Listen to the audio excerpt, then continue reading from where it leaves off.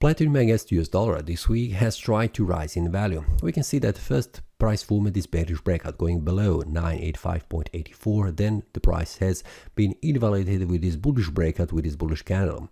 Next day we can see it was a little bit messy where the price formed this bearish candle going all the way back down to the 966.39 support and then bounced back up going above 985.84.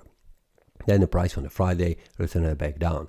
So it was pretty messy, going up and down, up and down. The price was bouncing around this support and resistance level.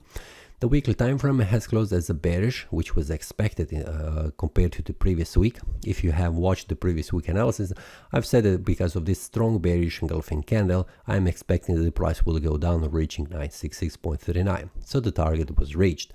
The monthly time frame currently shows me a small bearish candle, but we can see that on the lower time frame they are pretty large candles. So how the month will close, everything depends on the lower scale, but currently it is something indecision where the price is currently in between this resistance and this support level. Where the price will go on the monthly time frame, it's pretty hard to guess, but I will go to the weekly and the daily to show you. First of all, this is the support where the price is. The price needs to make a bearish breakout going below or bounce back up. So what will happen?